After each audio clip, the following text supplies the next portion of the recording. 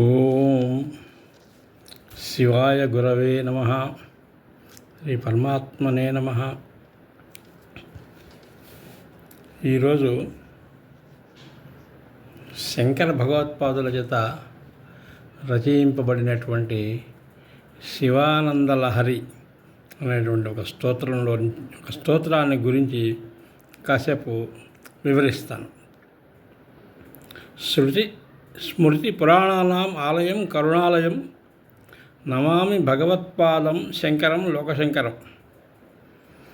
సదాశివసమారంభాం శంకరాచార్య మధ్యమాం అస్మదాచార్య పర్యంతం వందే గురు పరంపరాం.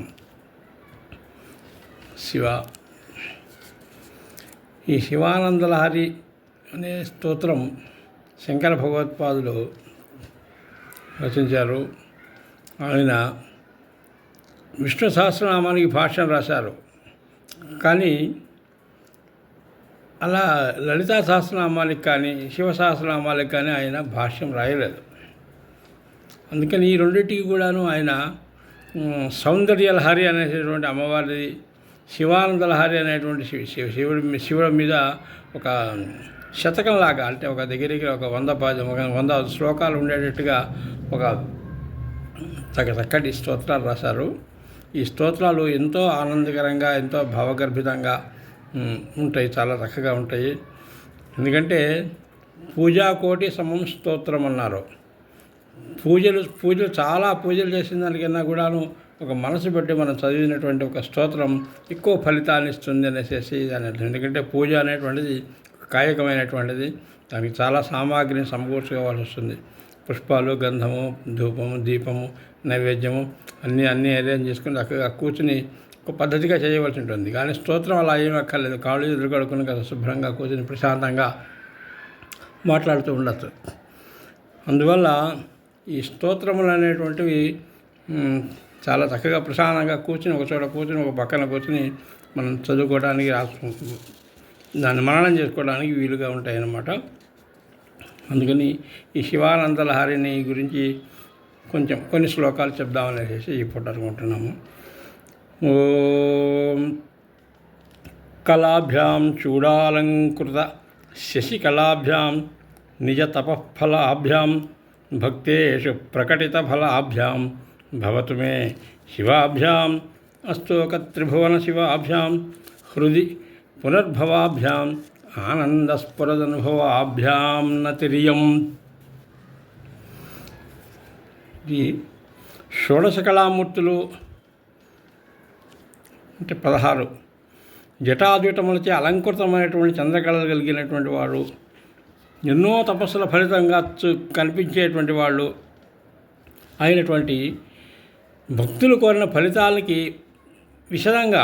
వివరంగా ఇచ్చేటువంటి వాళ్ళు, ముల్లోకములకి కూడాను అన్నిటికీ క్షేమకరంగా ఉండేటువంటి వాళ్ళు అయినటువంటి ఆ పరమశివులకి మాటిమాటికి హృదయంలో ఆయన తలుచుకుంటే హృదయంలో కనిపించేటువంటి లక్షణం కలిగినటువంటి ఆ పరమశివునికి ఆనందం. శివ అనేటువంటి పేరు. శివ అంటేనే మంగళకరమైనటువంటి దాన్ని శివ అంటాము. అలాంటి ఆనందాన్ని స్ఫురింపజేసే అనుభవం కలిగే వాళ్ళు అయినటువంటి శివపార్వతులకి నా నమస్కారం అనేటువంటి ఇది మొదటి శ్లోకం యొక్క ఇది అన్నమాట. చంద్రుడు శివుని యొక్క శిరస్సు మీద చంద్రుడు ఉన్నాడు. అలాగే షోడశ కళాపురుషుడు అనేటువంటి ఆయన గురించి ఛాందోగ్యోపనిషత్తులోను ప్రశ్నోపనిషత్తులను కూడా చాలా వివరంగా చెప్పి ఉన్నారు. అలాగే శ్రీ విద్యలో ఉన్నటువంటి 16 బీజాక్షరాలు కూడాను ఇవి కూడా షోడశ కళల కిందకే ఉన్నటువంటివి అన్నమాట.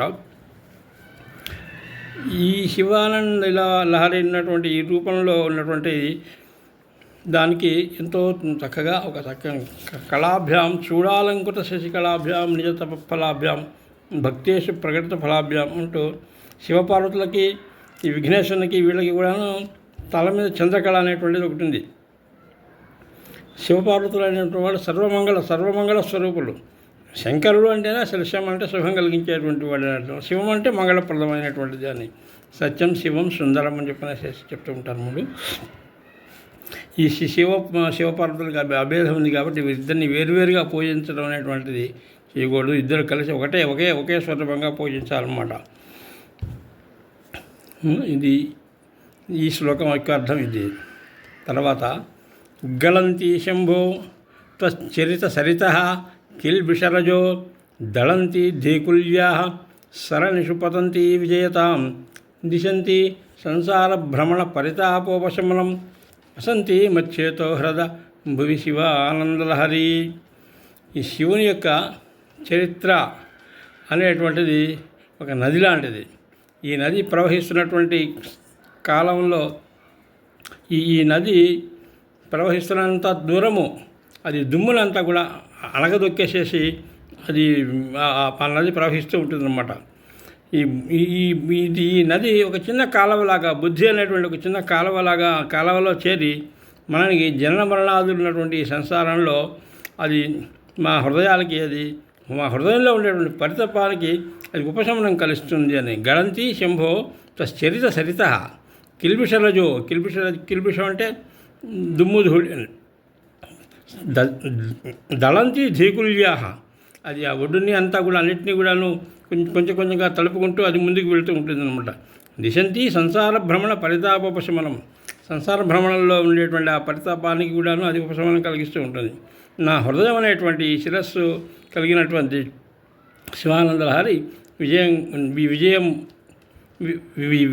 విజయ పరంపరను కలిగించుగాక. నా హృదయమును సరస్సున గల శివానందలహరి. లహరి అంటేనే ఒక గళంతి శంభో తశ్చరిత సరిత కిల్బిషరజో దళంతి ధీకుల్యా సరణిషు పతంతి విజయతాం దిశంతి సంసార భ్రమణ పరితాపోపశమనం వసంతి మచ్చేతో హ్రద భువి శివానందలహరి. నా మనసులో ఉన్నటువంటి శివానందలహరి, నా మనసులో ఉన్నటువంటి హృదయం అనేటువంటి సరస్సు కలిగినటువంటి శివానందలహరి అందులోకి ప్రవహించి నాకు ఆనందాన్ని కలిగించుగాక అనేసి. శంభుడు అంటేనే సుఖం కలగజేయవాళ్ళే ఇందాక చెప్పుకున్నాం కదా. అలాంటి ఆ ఆనందం, ఆ శివశక్తుల ఐక్యం, శివశక్త్యాయుక్తం ఉంటే సౌందర్యలహరిలో మొదటి శ్లోకంలో ఉంటుంది. శివశక్త్యాయుక్తం ఏది భవతి శక్తి ప్రభవితమని. అమ్మవారు శివుడు అనేటువంటిది ఆ రెండు వేరువేరుగా చెప్పకూడదు. శివశక్తి ఉమామహేశ్వర అని అలా చెప్పుకోవాలన్నమాట. అందువల్ల ఈ శ్లోకంలో ఏం చెప్తున్నారంటే ఆయన యొక్క ఆ శివానందం అనేటువంటి అలలు నా హృదయంలో ప్రవేశించి నాకు ఆనందాన్ని కలగజేయుగాక అనేసి. అలాగే మూడో శ్లోకం త్రైవేద్యం హృద్యం త్రిపురహరమాద్యం త్రినయనం జటాభారోదారం చలద్వరగహారం మృగధరం మహాదేవం దేవం మయి సదయభావం పశుపతి చిదాలంబం సాంబం శివం అతి విడంబం హృది భజేత్. వేదములు త్రైవేద్యం అన్నారు. మూడు వేదములు అంటే మొదట 3 వేదాలు ఋగ్ యజుసామ వేదాలు అనేటువంటి మూడు వేదాలే చెప్పబడ్డాయి.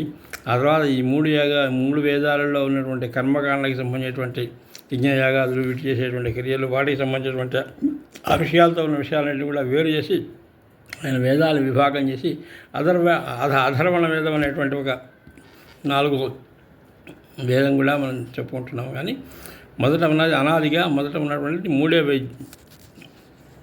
వేదాలు ఉన్నాయి. ఈ 3 వేదాల ద్వారా తెలియబడేటువంటి వాడు ఎవరు అంటే ఆ పరమశివుడు అయినటువంటి ఆయన. అదే కాకుండా ఈయన త్రిపురాసురుడు అనేటువంటి రాక్షసుడిని సంహరించినటువంటి వాళ్ళు. మనకి 3గా కనిపిస్తున్నటువంటిది ఏమిటి? సత్వ రజ స్తమ గుణాలు అనేటువంటి 3 గుణాలు మనం నేను చెప్పుకున్నాం కదా. ఈ 3 గుణాలని కూడాను ఆయన హరించి నిన్ను మోక్ష పదంలోకి నిన్ను సరైన రుజుమార్గంలో తీసుకెళ్ళగలిగినటువంటి వాడు శివుడు అనేటువంటి అర్థంలో త్రైవేద్యం హృద్యం త్రిపురహరం ఆద్యం త్రినయనం 3 నేత్రాలు ఉన్నాయి. ఈ 3 నేత్రాలు ఏమిటి అంటే మామూలుగా అందరికీ 2 ఉంటాయి. మూడో నేత్రం ఆయనకి పైన ఉంటుంది. అంటే 3వ నేత్రాన్ని దేని సూచిస్తుంటే జ్ఞానాన్ని సూచిస్తుంటుంది అన్నమాట. ఇవి అగ్ని, సూర్యుడు, సోముడు, చంద్రుడు, సూర్యుడు, అగ్ని, ఈ 3 కూడా కలిసి ఉన్నటువంటి 3 కళ్ళుగా ఉన్నాయి అనేసి ఆయనకి చెప్తున్నారు అనమాట. జ్ఞానం అనేటువంటి అగ్ని ఆ సూర్యుడి దగ్గర, ఆ శివుడి దగ్గర ఉన్నటువంటి అగ్ని జ్ఞానము అని. ఇక ఆయన పెద్ద జటాజుటం కలిగినటువంటి యోగీశ్వరుడు, చాలా ఉదారుడు. ఆయన మెడలో ఒక కదులుతున్నటువంటి ఒక సర్పహారం ఉంది. కదులుతున్న సర్పహారం అంటే ఏమిటన్నమాట? అది కుండలిని శక్తి కింద నుంచి పైకి ఎలా వెళుతూ ఉంటుంది. మన వెన్నెముక ఉంది అంటున్నాం కదా, ఆ వెన్నెముకలో నుంచి మూలాధార చక్రం నుంచి పైకి సహస్రారం దాకా కదులుతూ ఉండేటువంటి దాన్ని ఆ కుండలిని శక్తి అద్భుతమైనటువంటిది అని శివుని యొక్క ప్రార్థన వల్ల, శివుని యొక్క ధ్యానం వల్ల, ఆ శివుని ఇప్పుడు మనసులో తలుచుకోవడం వల్ల అది ఆ కుండలిని శక్తి మూలాధారాల నుంచి పైకి లేచి అలా పైకి వెళ్ళి సహస్రారం దాకా వెళ్ళగలుగుతుంటుంది అనమాట. అదే ఒక సర్పహారం అది. అలాగే ఆయన చేతిలో ఒక లేడు కూడా ఉంది. ఆయన ఆధీనంలో మహాదేవుడు అటువంటి ఆయన దయగలిగి ఉన్నాడు. ఆయన పశుపతి. మనందరము పశువులు అనుకుంటే, అంటే ఈ సర్వచరాచర జగత్తులో ఉన్నటువంటి అన్ని జీవులు కూడా పశువులు అనుకున్నట్టయితే వాటన్నిటికీ ఆయన ఆలంబనంగా ఉన్నటువంటి వాడు. ఆయన పశుపతి అని చెప్పేసి అంటారనమాట ఆయన. అందువల్ల అలాంటి ఆ పశుపతి ఆయన్ని వేరే వాళ్ళు ఎవరో అనుకరించలేడు. ఆయనే శివుడే. అలాంటి శివుని నేను నా హృదయంలో సేవిస్తున్నాను అన్నసేసి ఆయన చెప్తున్నాను అనమాట. శివుడికి అన్ని వేదాల నుంచి త్రైవేద్యం హృద్యం, అన్ని వేదాల ద్వారా ఆయనే తెలియబడుతున్నాడు అని చెప్తున్నారు. శివుడికి అలాగే రెండు రూపములు ఉన్నాయన్నమాట. రౌద్ర రూపం అనేది ఒకటి ఉంది, హృద్య రూపం అంటే ఆయన సాత్వికంగా ఉన్నటువంటి రూపం ఒకటి ఉంది. ఆయనకి చాలా రుద్రుడు అని కూడా అంటారు కదా, ఆయన సాంబుడు, రుద్రుడు. సాంబుడు అంటే అంబతో కూడినటువంటి వాడు సాంబుడు అని చేసేది. అలా సాంబ అనేటువంటి ఒక అది ఉంది. హృద్య అంటే సౌమ్యంగా ప్రశాంతంగా ఉండి మనకి అందరికీ వెళ్ళాను ఆనందాన్ని కలిగించేటువంటి రూపం కూడా ఉన్నది. అది సౌమ్య రూపం అన్నమాట. తనూరు అఘోర అంటే ఘోరమైనటువంటి రూపం కానీ అఘోరమైనటువంటి రూపం ఉన్నది అనేటువంటి తనూరు అఘోర పాపకాసని తయానస్తనవ అంటూ మన రుద్రంలో కూడా అర్థంగా ఒక ఇది చెప్తూ ఉంటుంది అన్నమాట. అలాగే అమ్మవారు కూడా ఈ రుజ్య అనేటువంటి పేరు అమ్మవారికి కూడా ఉంది. ఇంకా ఏమిటంటే ఈ విధంగా అగ్ని, సోమ, సూర్య, సోములే 3 కన్నులుగా కలిగినటువంటి ఈ మూడు కన్నులు కలిగి ఉన్నటువంటి వేదం చేత తెలియబడుతున్నటువంటి వాడు అనేటువంటి ఆ పరమశివుణ్ణి నేను ఆరాధిస్తున్నాను అనేసి దీని యొక్క అర్థం అనమాట. ఆయన నా హృదయంలో ఉండి నన్ను ఇది చేయగలిగినటువంటి వాడు అనేసి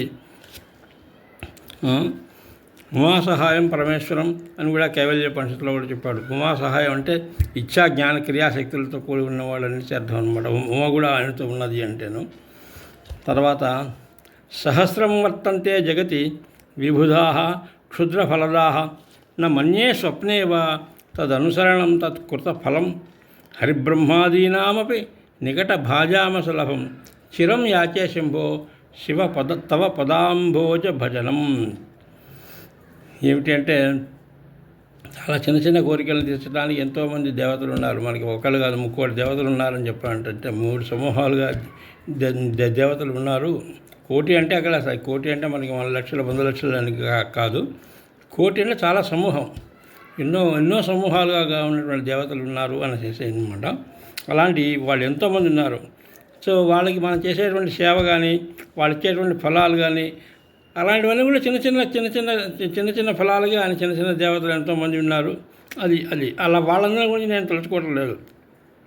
నేను నీ పాదపద్మాలనే ఎప్పుడు నీ పాదపద్మాలనే నేను సేవిస్తూ ఉండాలనేటువంటి వరాన్ని నేను కోరుతున్నాను అనమాట అని ఈ శ్లోకంలో సహస్రవర్తంతే జగతి ఎన్నో రకాలుగా ఎంతోమంది ఉన్నారు అనే వివిధ క్షుద్రఫలాలు ఏదో చిన్నటువంటి ఫలాలను వచ్చేటువంటి దేవుళ్ళు దేవతలు ఎంతోమంది ఉన్నారు. నాకు అలాంటివి ఏమీ నాకు అక్కర్లేదు.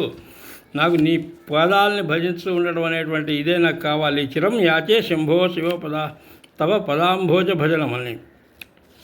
అసలు మొదట సృష్టించాడు బ్రహ్మని. ఆయన బ్రహ్మ సృష్టించేటువంటి ఒక హిరణ్య గర్భుడు అంటారు అన్నమాట. ఈ హిరణ్య గర్భుడి నుంచే ఈ కార్యజగత్ అంతా వస్తుంది. అంటే మనకి కనిపిస్తున్నటువంటి ప్రపంచం అంతా కూడా హిరణ్య గర్భుడు దగ్గర నుంచే వచ్చింది. బ్రహ్మాది దేవతలు కూడా జననాది గుణాలతో ఉన్నారు. బ్రహ్మ కూడా ఒక సృష్టి చేయబడినటువంటి వాడు. ఆయన ఎక్కడి నుంచి వచ్చాడు? ఆయన పద్మనాభుడు అంటారు కదా, విష్ణు యొక్క నాభికమలలో నుంచి వచ్చినటువంటి ఆయన బ్రహ్మ. అలాగా ఏ దేవతలు ఎవరు తీసుకున్నా కూడా వాళ్ళందరూ కూడా సృష్టించబడినటువంటి వాడే. కానీ సృష్టికి మొదటి నుంచి ఉన్నటువంటి వాడు ఎవరు అంటే అనాది అయినటువంటి వాడు పరమేశ్వరుడు. కాబట్టి బ్రహ్మసూత్రాల్లో కూడాను అభేదం చెప్పారు.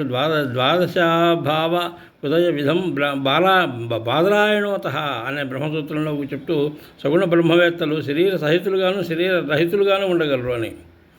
బ్రహ్మవేత్తలు అనేటువంటి వాళ్ళు శరీరం లేకుండా కూడా ఉండగలరు, శరీరంతో కూడా ఉండగలరు అని చెప్తున్నారు. స్మృతౌ శాస్త్రే వైద్యే శకున కవితాగాన ఫలితౌ పురాణే మంత్రే వా స్తుతి నటన శేష చతుర కథం రాజ్ఞాం ప్రీతిర్భవతి మయి కోహం పశుపతే పశుం మాం సర్వజ్ఞ పరితకృప మాం పాలయ విభో. శివ, ఓ సర్వజ్ఞుడైనటువంటి ఓ పరమేశ్వర, శృతుల్లోనూ శాస్త్రాల్లో, ఇంకా వైద్యంలో, ఇంకా ఇతర శాస్త్రాల్లోనూ, కవిత్వంలోనూ, సంగీతంలోనూ, పురాణాల్లోనూ ఎన్నోటువంటి విషయాల్లో ఎన్నో రకాలుగా నిన్ను స్తుతించి నీకు కాలక్షేపం చేసేటువంటి వాళ్ళు చాలామంది ఉన్నారు. నాకు అలాంటి చాతుర్యం ఏమీ లేదు. నాకు ఏమీ లేదు. కాబట్టి నువ్వే నన్ను మిక్కిలి దయతో నువ్వే నన్ను పరిపాలించు అని చెప్తున్నాడు అన్నమాట. శివుడు సర్వజ్ఞులైనటువంటి వాడు. ఆయన భక్తులు, అభిమానం అనే అహంకారం లేదు. అంటే నన్ను బాగా ఇంకా ఏదో చేయాలి, ఇంకా ఏదో నన్ను బాగా సృష్టించాలి, ఈయన్ని పరిచయం చేద్దామని అనుకోడు ఆయన. నువ్వు ఆయన మనసారా శివుని స్తోత్రం చేసినా, ఆయన ధ్యానం చేసినా కూడా ఆయన నీకు ప్రత్యక్షమై నీకు కావాల్సినటువంటి కోరికలు తీర్చగలడు అనేసి. బ్రహ్మజ్ఞానం లేని జీవుడు పశువు కన్నా భిన్నుడు కాదు అనేసి కూడా భాష్యాల్లో చెప్తున్నారు. ఘటోవా మృత్పిండోప్యణురపి చ ధూమో అగ్నిరచల పటోవా తంతుర్వా పరిహరతి కిం ఘోరశమనం వృధా కంఠక్షోభం హసై తరసా తర్కవచసా పదాంభోజం శంభోర్భజ పరమసౌఖ్యం వ్రజసుధి. ఈ వేదాంతంలోకి వెళితే రకరకాలుగా శాస్త్రాలు, వేదాంత శాస్త్రంలో కానీ ఉపనిషత్తులు, వాటిల్లో ఎన్నో తర్కాలు ఉంటాయి. వాటిల్లో ఈ కుండ, మట్టి ముద్ద, ఇంకా అణువులు, అగ్ని, వస్త్రము, దారము ఇవన్నీ కూడాను రకరకాలుగా ఉన్నాయి. వీటన్నిటిని కూడాను ఆధారంగా తీసుకుని ఎన్నో రకాలైనటువంటి వాదాలు అన్నీ కూడా చెప్తూ ఉంటారు. ఇవన్నీ ఒకటేను అని. దాని నిజానికి వస్త్రం అంటే దారం ఆ విధంగా అది అంతా ఒకటేను, జగతంతా మిథ్య అనేటువంటి మాటలు చెప్తూ ఉంటారు. కానీ ఇప్పుడు మనకు కనిపించేటువంటి ఈ ప్రపంచంలో అన్నీ వేరువేరుగా కనిపిస్తున్నాయి. రకరకాల జంతువులు ఉన్నాయి. మనం ఉన్న మనుషుల్లో కూడా నువ్వు వేరు, నేను వేరు, ఆడ, మగ, చిన్న, పెద్ద ఇలా రకరకాలుగా. కాబట్టి ఈ భేదం అంతా ఏమీ లేదు, ఇదంతా ఒకటేననేసి చెప్తే మటుకు మనసు అది తీసుకుని దాన్ని భావించడానికి, దాన్ని అంగీకరించడానికి మనసు ఒప్పుకోదు. ఎందుకంటే మనకి ఇలా కనిపించేటువంటిదంతా కూడా అంతా తేడాగానే ఉంటుంది, అంతా వేరువేరుగానే ఉంటుంది. ఒక్కసారి ఇదంతా ఒకటేను, బ్రహ్మ సత్యము, జగత్తు మిథ్య, జీవో బ్రహ్మైవనాపరహ అనేసి అంటే అది వినటానికి సరే, అది పెద్ద అని చెప్పాడు. అంతేగాని దాన్ని మనం ఒక భావనా స్థితిలో తీసుకుని దాన్ని నిజంగా భావించగలిగినటువంటి స్థితికి మనం చేరలేదు. కాబట్టి ఇదంతా నాకు ఈ తార్కికవాదాలు ఇవన్నీ నాకు ఎందుకు, నేను శంభుని యొక్క పాదపద్మాలను భజించి పరమ సౌఖ్యాన్ని పొందు అని చెప్పినేసి చెప్తూ ఉన్నారు అన్నమాట ఇక్కడ. అలాగే తర్కస్య ప్రతిష్ట న తత్వాత్. ఈ తత్వం అనేటువంటిది, తత్వం అంటే అది త్వం నీవు, ఈ అది నీవు, ఈ రెండు వేరువేరుగా ఉన్నాయి అనేటువంటి స్థితిలో నుంచి ఈ రెండు ఒకటేనైనా, ఈ రెండు వేరువేరుగా ఏమీ లేవు, అంతా ఒకటేను అనేసి అనే చెప్పేటువంటి ఆ స్థితి, అలా అంగీకరించేటువంటి స్థితికి మనం వెళ్ళడం అనేటువంటిది చాలా గొప్ప విషయం. అది పరమశివానుగ్రహం ఉంటే తప్పిస్తే అది కాదు. అది బ్రహ్మసూత్రాల్లో కూడా తర్కస్య ప్రతిష్టాన తత్వాన్ని ఏదో లాజిక్కి చెప్పి ఏదో తర్కాన్ని మాట్లాడటం వల్ల మనం ఏమీ చేయలేము అనేసి దాన్ని మనం సాధించలేము. అందువల్ల మనకి భక్తియే మోక్షహేతువు అనేటటువంటి చెప్తున్నారనమాట వాళ్ళు. మనస్తే పాదాబ్జే నివసతు వచః స్తోత్రఫణితౌ కరస్యాభ్యర్చ్యాయాం శృతిరపి కథాకర్ణన విధౌ తవ ధ్యానే బుద్ధిర్నయనయుగళం మూర్తి విభవే పరగ్రంథై కిం వా పరమశివజానే పరమతః. నా శరీరము, నా మనస్సు అన్నీ కూడాను నీ యొక్క ధ్యానాన్ని గురించి, నీ రూపాన్ని చూడటంలో ఉండిపోయేటట్టుగా నాకు నన్ను కరుణించు అని చెప్తున్నాను. నీ కథలను వినడంలో నా చెవులు, నిన్ను ధ్యానించడంలో నా బుద్ధి, నీ రూపాన్ని దర్శించడంలో నా నేత్రాలు, ఇలా అన్నీ కూడాను నీ మీదనే కలిసి ఉండేటట్టుగా నన్ను కరుణించు, నేను ఇంకా అంతకన్నా నాకు ఇంకా ఏం అక్కర్లేదు, నేను వేరే వేరే గ్రంథాలు, వేరే వేరే గురువులు ఇవన్నీ కూడా నాకు ఎందుకు ఏం అక్కర్లేదు. కాబట్టి నేను ఏకాగ్ర చిత్తంతో భగవంతుని కనుక మనం సేవించగలిగినట్టయితే ఈ మనోబుద్ధులు అన్నీ కూడాను ఆయన అధీనంలో ఉంచి ఆయన్ని ధ్యానిస్తూ ఉండడం అనేటువంటిది నిష్ట. ఆ నిష్టని నేను సాధించగలిగేటట్టుగా పరమశివ నన్ను అనుగ్రహించు అని చెప్తున్నారు అనమాట. అలాగే ఇంకా ఇలాంటి తర్కాల గురించి ఇంకొక శ్లోకం కూడా చెప్తున్నారు. యథా బుద్ధి శుక్త రజతమితి కాచస్మణి మణిజలై పేష్టై క్షీరం భవతి మృగతృష్ణాసు సలిలం తథా దేవభ్రాంత్యా భజతి భవదన్యం జడజనో మహాదేవేశం త్వాం మనసి జన మత్వా పశుపతి. ఇప్పుడు ఏమిటంటే ఎలా ఉంటుంది, ఈ భ్రాంతి అనేటువంటిది ఎలా ఉంటుందంటే రజసత్వ భ్రాంతి అనేటువంటిది వేదాంతంలో చాలాసార్లు చాలా రకరకాల చెప్తూ ఉంటారు. అలాగే ముత్యపు చిప్పను చూసి వెండి అని, ఆ ముత్యపు చిప్ప లోపల వైపు చూడంగానే గబుకన అది వెండిలాగా మెలుస్తూ కనిపిస్తూ ఉంటుంది అన్నమాట. అలాగే ఒక గాజు ముక్క దాన్ని చక్కగా చెక్కే ఇదిగా అక్కడ పెడితే అది మనం మనేమో అని అనుకుంటాం. ఎంతో ఆ వజ్రాల గురించి వాటి గురించి తెలిసినటువంటి వాళ్ళకి తప్ప మిగిలిన వాళ్ళకి దానికి ఆ గాజు ముక్కకి ఎన్నో మామూలుగా ఉండేటువంటి మణికి మనకి ఏమీ తేడా తెలియదు. అలాగే పిండి నీళ్ళు చక్కగా పిండిని బాగా కలిపేసి తెల్లగా పెడితే ఆ పాలు పక్కన పెడితే ఏది పిండి నీళ్ళు ఏది పాలు అనేటువంటి విషయం కూడా మనకి గబక్కన చూడంగానే తెలియదు, చాలా నిశ్చితంగా పరిశీలిస్తే కానీ తెలియదు.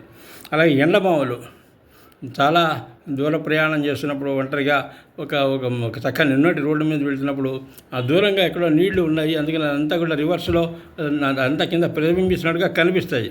వాటి ఎండమావులు అనేసి అంటారు. ఆ ఎండమావులు కూడాను దగ్గరికి వెళ్ళి చూసేదాకా అది అక్కడ నీళ్లు ఉన్నాయి అనేసి మనం అనుకుంటున్నాం. అది ఆ దగ్గరికి వెళ్ళేసేసి ఆ భ్రమ మనకి తెలియదు అన్నమాట. శుక్తి రజత భ్రాంతి ఇవన్నీ కూడా భేదాన్ని బాగా మనకి కల్పించేటట్టుగా ఉండేటువంటి వాటికి ఉదాహరణలు. కాబట్టి ఈ శుక్తిగా తెలుసుకోకపోవడమే అది రజతాన్ని అనుకోవడము, ఇదంతా కూడాను అధ్యాస అంటారు వీటిని. ఇందులో ఏది దృశ్య వస్తువు ఏది కాదో ఆ కానిగా ఈ వస్తువుని భావించడం, మనకు కనిపిస్తున్న దాన్నే నిజం అనుకోవడం. ఒక తాడుని చూసి గబుక అది పాము అనేసేసి అనుకుని భయపడడం, అది మనకు ఆ భావం మన మనసులో పోనంతకాలం అది నిజంగా పాములాగానే, అది కదులుతున్నట్టేనే, అది మన మీదకి వస్తున్నట్టుగానే కనిపిస్తుంది. ఒకసారి అది పాము కాదు అది తాడు అని తెలిసాక ఆ మొత్తం అంతా పోతుంది. అలాగే ఈ కనిపించేటువంటి జగత్తంతా వేరువేరుగా ఉన్నది. ఇదంతా కూడాను ఆ పరమశివుని కృప వల్ల చాలా వేదాంత జ్ఞానం కలిగి దాని గురించినటువంటి ఒక స్థితికి మనం వెళ్ళగలిగినట్టయితే ఇదంతా బ్రహ్మ సత్యం, జగత్తంతా కూడా మిథ్య అనేటువంటి విషయం మనకి మన మనసులో నిలబడేటువంటి అవకాశం ఉంటుందన్నమాట.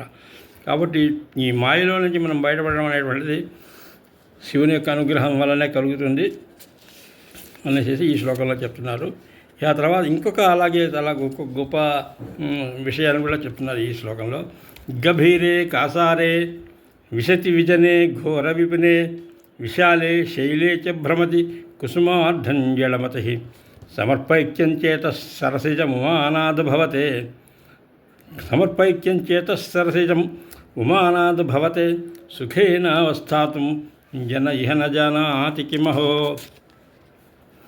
ఏం చేస్తారంటే పూజకి ఇందాక మనం చెప్పుకున్నట్టుగా పూజ చేయాలి అంటే ఎన్నో రకాలైనటువంటి సామాగ్రి అంతా కావాలి. ఆ సామాగ్రి అంతా సమకూర్చుకుని పూజకి కూర్చోవాల్సి వస్తుంది. అలాగే చక్కటి పూలు కావాలి అని అనుకున్నటువంటి వాళ్ళు పూజకి ఆ పూలు కావాలి. ఎలాగైనా మనం ఎన్నో రకాలైనటువంటి పూలను మనం సంపాదించి పూజ చేయాలి అనుకున్న వాళ్ళు ఏం చేస్తారంటే ఆ పూల కోసం అనేసి ఎక్కడెక్కడో తిరుగుతుంటారు. అలాగే ఇక్కడ మంచి తామర పూలు అలాంటివన్నీ కూడా కమలాలు వికసించేటువంటి చెరువుల్లో కనిపిస్తాయి. కాబట్టి ఆ చెరువుల్లోకి వెళ్ళి ఆ చెరువులో చాలా లోపల దాకా ఈదుకుంటూ వెళ్ళి ఆ పూలన్నీ తెంచుకుని తీసుకురావటము. అలాగే ఎక్కడో కొండ మీద ఎక్కడో గుట్ట మీద చాలా మంచి పూలు ఉన్నాయంటే అక్కడికి వెళ్ళడం. ఈ విధంగా పూల కోసమని ఎక్కడెక్కడో తిరుగుతూ ఉంటారు. కానీ ఏం చెప్తున్నానంటే సమర్పైక్యం చేతస్సరసిజం, నీ హృదయంలో ఉన్నటువంటి పుష్పం, నీ హృదయం అనేటువంటి పుష్పం ఉందైనా ఆ పుష్పాన్ని ఆ శివుడి యొక్క పాదాల దగ్గర పెట్టేసేస్తే ఎంత హాయిగా ఉంటుంది, ఎంత చక్కగా ఉంటుంది. కానీ నీకు ఆ విషయం తెలుసుకోక ఆ మనస్సు అనేటువంటి ఆ హృదయం అనేటువంటి ఆ పుష్పాన్ని దగ్గర పెట్టకుండా ఇంకా ఏవేవో రకరకాల పుష్పాలు అవి ఇవన్నీ తీసుకొస్తాను కానీ అన్ని చోట్ల తిరుగుతూ మూర్ఖులైనటువంటి వాళ్ళు ఈ విషయాల్లో పడిపోయి పూజించలేక దాని గురించి ముందు ఈ పూజ చేయటానికి ఎన్నో చోట్లకి ఎక్కడెక్కడికో వెళ్ళి ఇవన్నీ పూలు సేకరిస్తున్నాడు. ఈ సేకరణ అనేటువంటిది కూడా ఆ కళలు కూడాను నీ మీద ధ్యానం చేసి పెట్టి నీ పాదాల దగ్గర ఉండేటువంటి ఆ మనసు అనేటువంటి పుష్పాన్ని కనుక నీ పాదాల దగ్గర పెట్టి అతను చక్కగా హాయిగా అక్కడ మనకి ఒక కథ ఒకటి ఉంది. ఇది వినాయక చదువులో చెప్తూ ఉంటాం. అన్ని లోకాల్లో వీళ్ళు అన్ని చోట్ల స్నానం చేసి వచ్చినటువంటి వాళ్ళే ఏం చెప్పి శివపార్వతులు చెప్పినప్పుడు సుబ్రహ్మణ్య స్వామి వెంటనే ఆయన నెమలి వాహనం ఎక్కేసేసి మొత్తం ఒక్కసారి దిగేసేసి అన్ని నదుల్లో అన్ని చోట్ల స్నానం చేసి ఆయన వచ్చినట్టుగాను, అలా వెళ్ళలేనటువంటి వాళ్ళు విఘ్నేశ్వరులు అక్కడే ఉండి ఆ శివపార్వతులు ఆ తల్లిదండ్రులు ముగ్గురికి ఒక 3 ప్రదక్షిణాలు చేసి అక్కడే కూర్చుంటే ఆ వెళ్ళినటువంటి సుబ్రహ్మణ్య స్వామికి సుబ్రహ్మణ్యుడికి అన్ని చోట్ల కూడా నాకన్నా ముందుగానే ఆయన స్నానం చేసి బయటకు వస్తున్నట్టుగా కనిపించి ఇది లాభం లేదు అన్నగారు నాకన్నా చాలా గొప్పవాడు పూజనీయుడు అనుకుని ఆయన మళ్ళీ వెనకాల కైలాసం వచ్చేసేసినట్టుగా ఒక కథ ఉంది. అలాగే ఆ విధంగా ఎక్కడెక్కడో తిరిగి ఏదో సాధించడం కన్నా మన మనసు అనేటువంటి పుష్పాన్ని ఆయన యొక్క ఆ పాదాల దగ్గర పెట్టి సుఖంగా ఏ రకమైనటువంటి భయం లేకుండా ఏం జరిగినా అంతా నీదయ్యేనా ఆయన అన్నట్టుగా ఉన్నటువంటి వాళ్ళు ఎంతో సుఖంగా ఉండగలగనేటువంటి విషయం వాళ్ళు తెలుసుకోలేకపోతున్నారు అని చెప్పినేసి ఈ శ్లోకంలో చెప్తున్నాడు. అంటే మనసు ఏమిటి ఒక పుష్పం అనేది మళ్ళీ ఈ పుష్పాన్నే మనం భగవంతుడికి అర్పించడం నిజమైనటువంటి పూజ. ఒకసారి మనసుని అర్పించినట్టయితే ఈ చిత్త వైకల్యం అంతా పోయి బ్రహ్మభావన కలుగుతుంది. అహం బ్రహ్మాస్మి అది చాలా గొప్ప ఆ స్థితి ఇంకొన్ని అసలు అది చాలా ముఖ్యమైనటువంటి ప్రధానమైనటువంటి వాక్యాల్లో ప్రజ్ఞానం బ్రహ్మ, అహం బ్రహ్మాస్మి, తత్వమసి చాలా గొప్ప ముఖ్యమైనటువంటి చాలా వాక్యాలు ఉన్నాయి. అలాగే బ్రహ్మసూత్రాలు అధాతో బ్రహ్మ జిజ్ఞాస అని అసలు మొదలను బ్రహ్మ జిజ్ఞాస బ్రహ్మం అంటే ఏమి బ్రహ్మాన్ని గురించి తెలుసుకునే ప్రయత్నం చేయమని చెప్తారు. ఇదంతా ఏంటంటే అంతర్జపం, బయటికి కనిపించేటువంటి జపంగా కాకుండా మనసులో ఎప్పుడు కూడా ఆ పరమశివుని తెలుసుకుంటూ ఉండటం అనేటువంటిది ఎంతో ముఖ్యమైనటువంటి విషయం. ఇలాగే ఆఖరిగా ఇంకొక శ్లోకం. నరత్వం దేవత్వం నగ వన మృగత్వం మశకత పశుత్వం కీటత్వం భవతు విహగత్వ ఆది జననం సదా త్వత్పాద ఆబ్జస్మరణ పరమానందలహరి విహారాసక్తం చేధృదమిహ కింతే నవపుషా. ఎలా ఉంటుందంటే ఈ భూమి మీద ఎన్నో రకాలైనటువంటి జీవులు ఉన్నాయి. వాటిల్లో మనిషిగా ఉంటున్నాడు, ఇంకా మృగాలుగాను, దోమలు, పశువులు, పురుగులు, పక్షులు ఎన్నో రూపాల్లో ఎన్నో జన్మలు మనిషి ఎట్లతో ఉండవచ్చు. కాబట్టి కానీ ఇక్కడ మనం ఏం కోరుకోవాలి, ఏం కోరుతున్నాడంటే ఇక్కడ ఈ భక్తుడు నన్ను ఏ రూపంలోనైనా ఉంచు, నాకేం అభ్యంతరం లేదు, ఏ జన్మ కలిగినా నాకు కలుగుతుంది, కానీ నా హృదయం మటుకు ఎప్పుడు కూడా నిన్ను స్మరణ చేస్తూ ఉండేటట్టుగా నాకు నన్ను అనుగ్రహించు. అలా ఉన్నట్టయితే నాకు ఏ శరీరంలో ఉన్నా కూడా నాకు ఏమీ భయం లేదు అని మనకి ఈ కాళహస్తీశ్వర మహత్యంలో కానీ ఇంకా చాలా చోట్ల ఎన్నో రూపాల్లో ఉన్నటువంటి వాళ్ళు, ఒక పాములా ఉన్నటువంటి వాళ్ళు, ఒక ఏనుగు ఉన్నటువంటిది, ఒక సాలీడు, ఇంకా ఇలా ఎన్నో రకమైనటువంటి జంతువులు ఆ శివుని యొక్క కరుణ చేత, శివానుగ్రహం చేత మోక్షాన్ని సాధించింది అని చేసి మనకి చెప్తూ ఉన్నారు. కాబట్టి మానవ జన్మ లేకపోయినా కూడా ఎన్నో ప్రాణం లేనివి, ప్రాణం ఉన్నటువంటివి ఎన్నోటువంటి చిన్న జీవులని కూడా సేవించి ధన్యమైంది అని చెప్పి చెప్తున్నారు. పాపయోనులలో జన్మించిన వారు కూడా నన్ను సేవించినట్టయితే ముక్తి చెందుతారు అనేటువంటి భగవద్గీతలో కూడా చెప్పారనమాట. ఈ విధంగా ఒక 10 శ్లోకాలని చెప్పడం జరిగింది. తర్వాత మిగిలిన శ్లోకాలను కూడా మళ్ళీ భగవద్ అనుగ్రహం చేత వీలైతే ఒక 10 శ్లోకాలు తప్పన ఒక్కోసారి చెప్దామనేటువంటి ఉద్దేశము. స్వస్తి ఓం.